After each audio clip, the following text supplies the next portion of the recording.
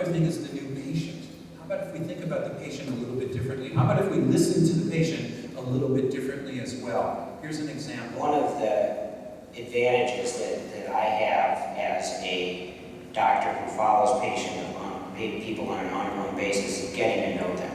And, you know, what works, you know, for one person is going to not necessarily work for another person. And getting to know what is important to them in their life then allows me to help modify their behavior to reach their goals. And, you know, if their goal is, you know, they want to run a marathon, how are we going to get to that goal? If their goal is, I want to see my kids and grandkids graduate from college, or, you know, I want to make it to retirement myself and be healthy.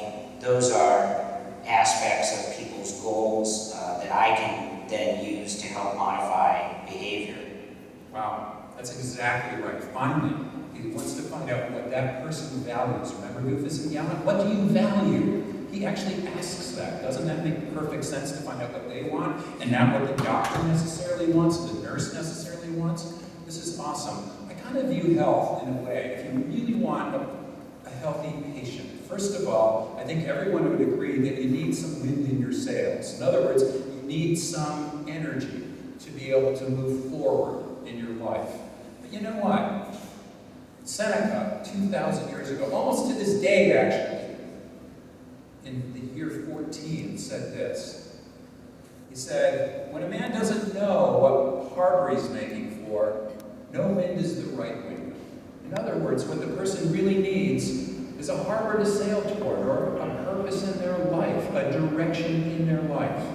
This is what's really important, and it's also really motivating. That's why Steve would say, what do you care about? What is your harbor? And he also, notice he said, some people may want to finish a marathon, other people may just want to see their children graduate from college. In other words, people have different harbors throughout their lifetime. They're going to move into one harbor, move around and see another harbor. That boat needs to have wind in its sails, but it also needs to have some direction to get to that harbor. I think that's essential. By the way, the new MCAT of 2015 is going to focus a great deal of attention on psychological, social, and biological foundations of behavior. We used to select doctors primarily by their organic chemistry scores. Now, what sense does that make if you really need to help patients modify their behavior and motivate people, and especially listen to patients? This makes a lot of sense, and actually this is going to be very prominent, so it makes perfect sense to me. This is Dean Ornish. Dean Ornish is one of the most reputable and renowned preventive medicine doctors in the world. He was Bill Clinton's doctor. He was Steve Jobs' doctor. I teach a class at the University of Michigan called Public Health 300. It's to undergraduates, and the vast majority of these undergraduates are pre-med students or other pre-health professional students. And now they know they have to take this portion of the MCAT, so they're learning a lot. They need to learn a lot about the social and behavioral parts of medicine. So I went out and saw Dean Ornish and said, what do you think about this? Do you think that the social and behavioral side of medicine is important? And I filmed him so that we could show this to the class or prospective students. And here's what he said. For clinicians who aren't interested in learning about the behavioral and social sciences, they will soon be replaced by an iPhone app in the next few years. If all you are is a collection of algorithms, then there are machines who can do that a lot better than you. But it turns out that the root cause of so many chronic diseases are the lifestyle choices that we make and the behaviors that we have. And the behaviors, in turn, are affected by how we view the world. And so to the degree that we see ourselves as being fundamentally separate, lonely, depressed, and isolated, which is, I think, a real epidemic in our culture, study after study has shown that people who feel that way are 3 to 10 times more likely to get sick and die prematurely than those who have a sense of love and connection and community. So whatever time that you spend with patients, if you can not only deal with the problem list and the symptoms and the medications and all of that, but if you can ask them what's going on in your life, what's going on in your job, what's going on in your marriage, what's going on with your kids, what's going on with the things that really bring meaning into your life or the lack thereof, those are the things that often lead to the behaviors, which in turn lead to the chronic diseases, which account for 3/4 of the $2.8 trillion in healthcare costs. Let me repeat that.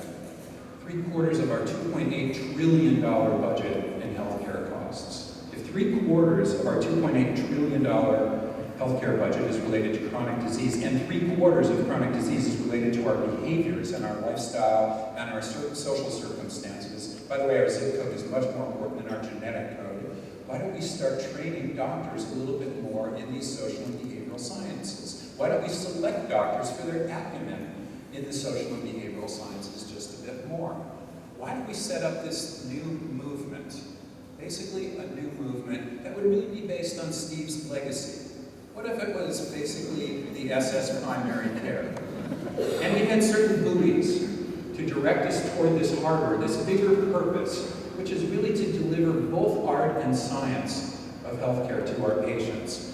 We'd have to care for the patient, but you know what? We'd also have to care for the clinician, for the doctor, for the nurse, for other people. We have to take care of them too. We have to figure out how they can remain healthy, and if they remain healthy, then our patients are healthier. I think this is critical. I want to be a stevedore on this. What is a stevedore? Well, here's the definition. A person who adores the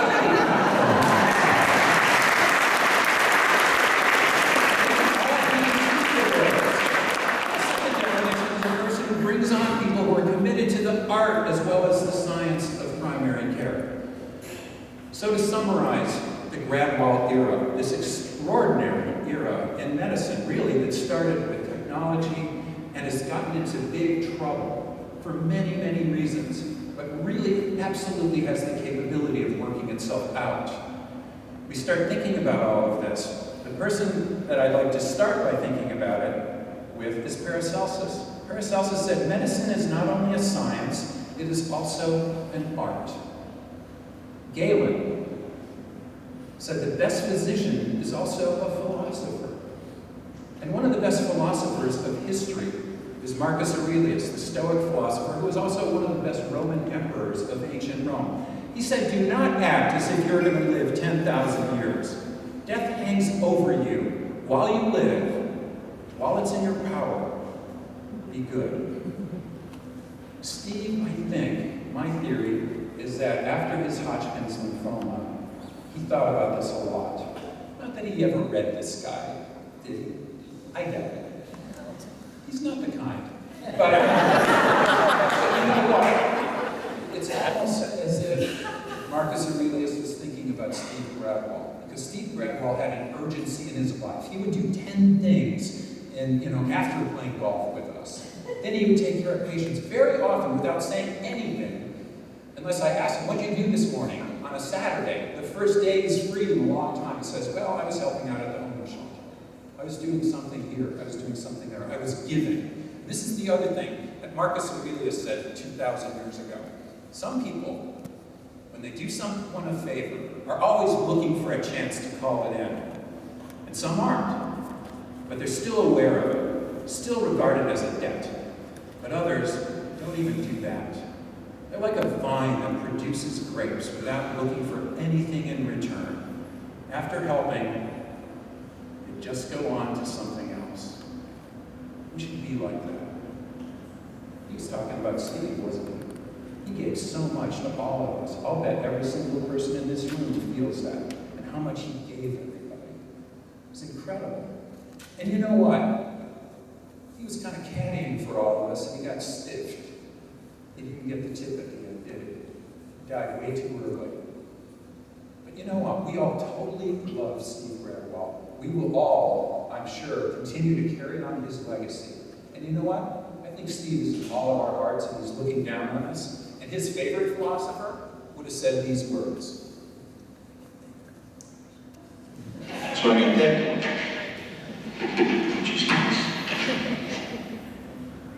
Thank you very much.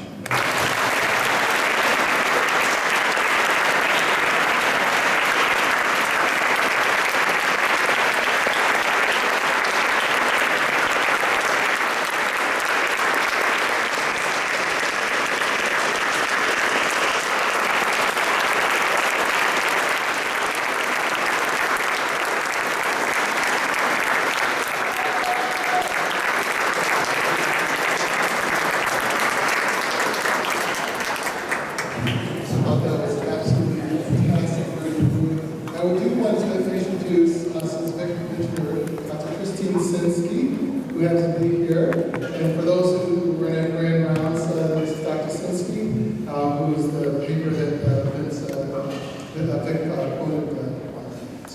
necessity, and we'll also see tomorrow at the workshop. Fantastic. Now I'll ask Dr. Paul Fine to come forward and give us a speech for a little research.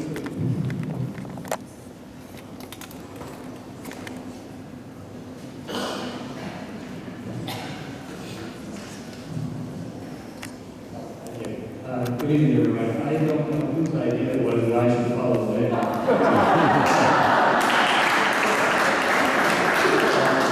This is not a good idea. Hilarious, insightful, and it lasted my music right out of my head. Keeping with the lasting theme. I'm very honored to be part of this evening. And I have been a member of lots of these sessions, and you don't know, as I do, what a great example it was for all of us. And in the last 18 months, I've learned about Steve something that I was expecting, but I've had a chance to verify, which is that he combined, in his style, modern evidence-based medicine with something refreshingly old-fashioned, which you've got a taste of, which is relationship-based medicine. Relationship-based medicine, which I don't think there's a code for in my chart, though there should be. So I'm going to play for you a piano piece that I wrote for Steve in his memory. I have to tell you and confess that I'm not a polished public performer, even when I'm not fighting my emotions, and even when Vic is not blasting music out of my head. So I ask you to forgive me the mistakes that I may make. I should mention as well that this was not intended to be a musical portrait of Steve. That would have been fun to write. Highly energetic, fast tempo, a little bit of the Richard White song thrown in, perhaps. This is instead what poured out of me on that Saturday night after I first heard the dreadful news. And it therefore represents my grief, the tremendous loss for our community, and Steve's incredible and enduring legacy as a man and as a physician.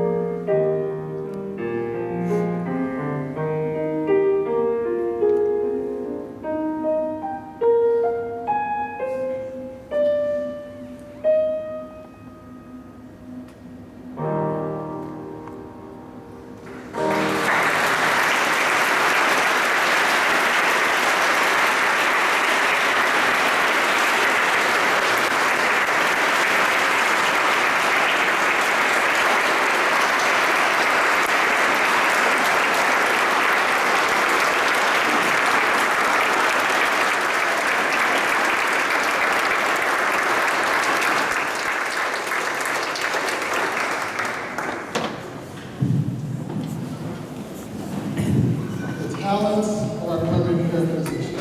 Fantastic talent. Thank you.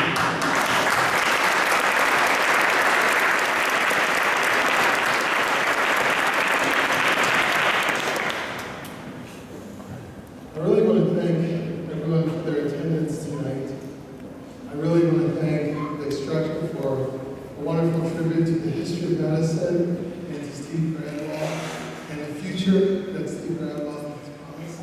I want to congratulate Lisa Ostafin for being recognized in Steve's path and for her being recognized within the Steve Gradwohl Era. I really want to thank the Steve Gradwohl family for really pushing this and making this happen. And this is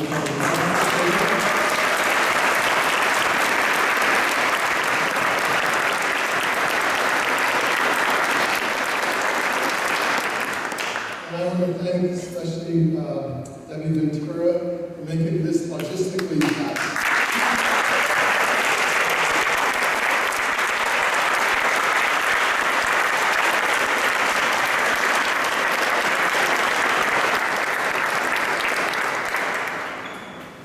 For those in primary care, I hope to see you guys tomorrow, right early, 7:30. Dr. Sinsky will be there with a little breakfast, and we'll have a workshop that lasts the morning, beyond noon. And I hope it really means something to you as you practice as a physician. I've learned a lot going through this process as well as tonight, and I'm really touched by